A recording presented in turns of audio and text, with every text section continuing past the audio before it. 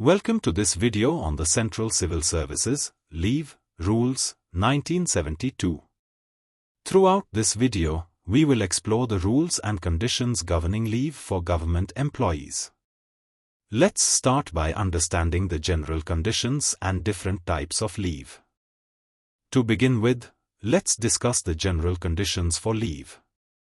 Leave cannot be claimed as a right and may be refused or revoked due to the requirements of the organization.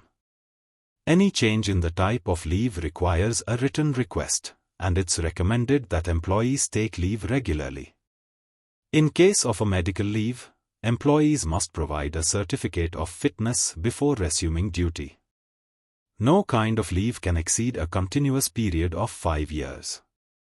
Leave can also be taken in combination with other types, except for casual leave. Few important rules in respect of leaves. Leave cannot be claimed as a matter of right. Leave may be refused or revoked if exigencies so require. No alteration in the kind of leave is allowed except on a written request. Employees should be encouraged to take leave regularly. Leave of any kind taken earlier can be converted into leave of any other kind at a later date on an application made within 30 days of joining duty. Leave sanctioning authority cannot alter the kind of leave due and applied for. No leave of any kind can be granted for a continuous period exceeding 5 years. Any kind of leave may be granted in combination with or in continuation of any other kind of leave except casual leave.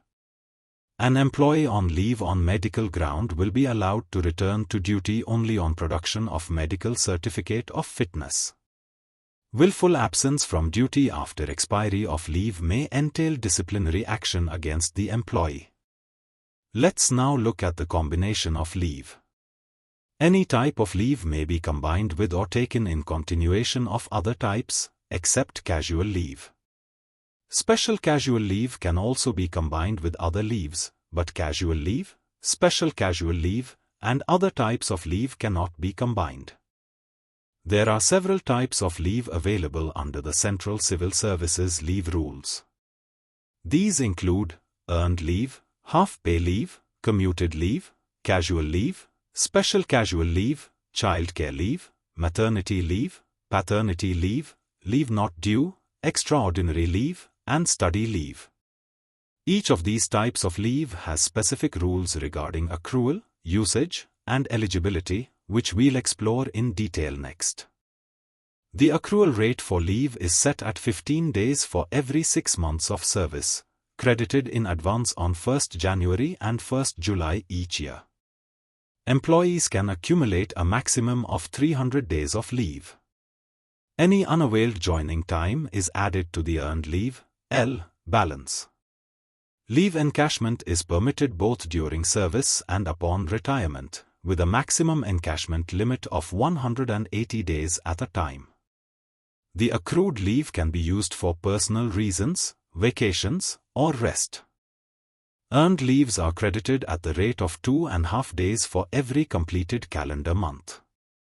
In case of extraordinary leave, leave credit in next half year to be reduced by 1/10th of the period subject to a maximum of 15 days. Next, we have half-pay leave, or HPL. Employees accrue 20 days of HPL for every year of service, credited in 2 installments of 10 days each on 1st January and 1st July. This leave is primarily used for medical reasons and can be taken with or without a medical certificate. The salary during HPL is half of the amount that would be received during earned leave. HPL fractions are rounded to the nearest day, and if there's a period of days none, the credit is reduced by 1/18th of that period. Now let's discuss commuted leave. This type of leave is available on medical grounds with a valid medical certificate. Half-pay leave can be converted to commuted leave at a ratio of 2 days of HPL for 1 day of commuted leave. The maximum usage limit is 240 days throughout the entire service.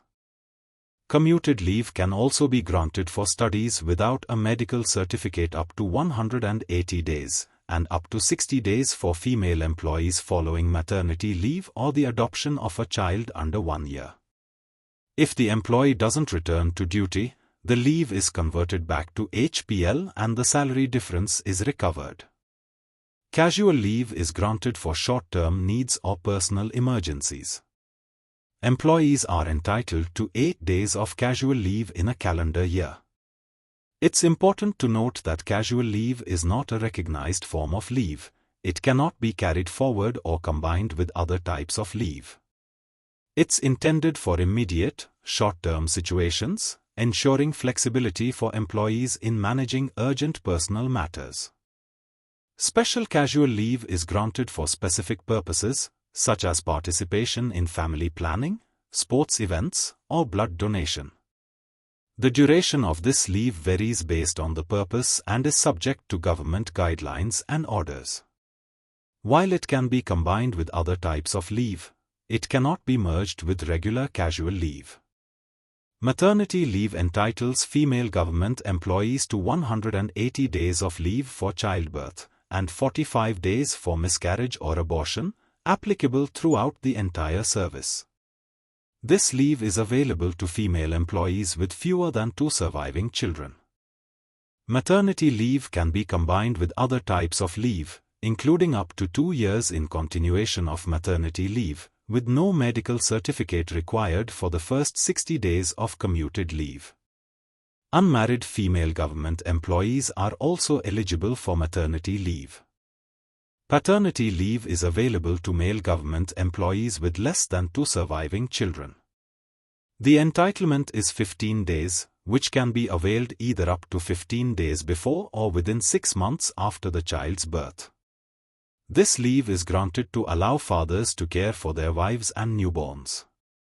If not used within this period, the leave lapses. Paternity leave can also be combined with other types of leave. Childcare leave, or CCL, is available for female employees with minor children. This leave can be taken for a maximum of 730 days during the entire service to care for the children's education, illness, or other needs. CCL can be combined with other types of leave, providing flexibility for working mothers to manage their children's well-being while maintaining their professional responsibilities. Child adoption leave is available to female employees who adopt a child under 1 year of age. They are entitled to 180 days of leave. This leave can be combined with other types, such as leave not due and commuted leave, for a total period of up to 1 year or until the child reaches 1 year of age, whichever is earlier. However, employees with 2 surviving children are not eligible for this leave. Leave not due, or LND, is granted when no other leave is available, typically on medical grounds. This leave is usually offered to permanent employees, with a maximum limit of 360 days throughout the service. It is adjusted against future half-pay leave. For temporary employees suffering from serious medical conditions such as TB, leprosy, or cancer, LND may be granted. If the employee does not return to duty, the LND is converted to half-pay leave, and the salary difference is recovered. Extraordinary leave, or EOL, is granted when no other leave is available and is used for personal reasons or in cases of prolonged illness. This leave does not count for increments but does not break the continuity of service. The maximum duration is subject to service rules. 2 spells of EOL, when separated by any other type of leave, will be considered as a single spell. Importantly, no salary is paid during this leave, and it can also be granted retrospectively to regularize periods of absence. EOL may be sanctioned under special circumstances. For non-permanent employees, it can be granted for up to 3 months, and for those with at least 1 year of continuous service, up to 6 months on medical grounds. Employees with serious conditions like TB, leprosy, or cancer may be granted up to 18 months of EOL. For employees with 3 or more years of service, EOL can be granted for up to 24 months for study purposes. SC-sent employees may also use EOL for pre-examination training at designated centers. Leave preparatory to retirement allows up to 300 days of earned leave and half-pay leave combined until the date of retirement.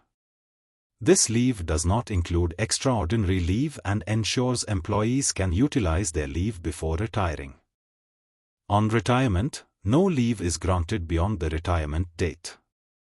Instead, employees receive a cash equivalent for the leave at their credit, up to a maximum of 300 days.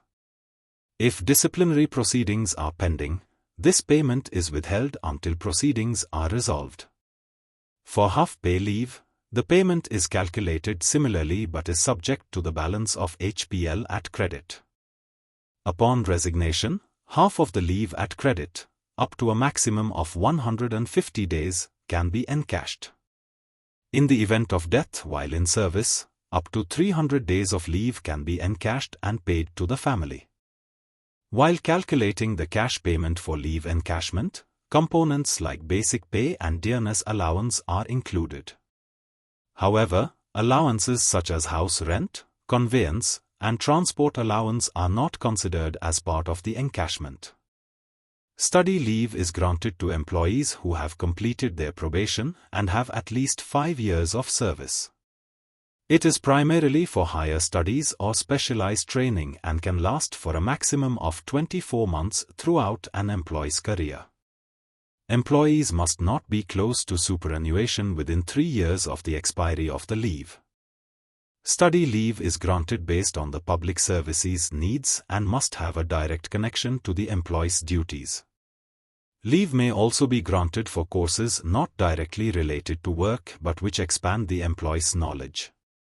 However, if similar facilities are available in India, or the study is purely academic or literary, the leave may not be granted. The maximum duration for study leave is generally 12 months at one time, with a total of 24 months allowed during the entire service. For Central Health Service officers pursuing postgraduate courses, the maximum is extended to 36 months, provided they agree to a 5-year service bond. During study leave, the employee's leave salary is equivalent to that for earned leave, along with dearness allowance and house rent allowance. If any external funding is received, the leave salary is reduced accordingly but not below half-pay leave levels. No study allowance is provided for studies within India. If an employee resigns or retires after completing study leave, they must refund the total expenditure borne by the government, with interest. The leave is converted to regular leave if there's a balance at credit, and any difference in salary is recovered. The procedure to avail of leave starts with submitting a formal leave application through the prescribed form. Approval depends on the discretion of the competent authority, and medical certificates must be provided for medically related leave. For planned leaves like earned leave and childcare leave, advance notice is required.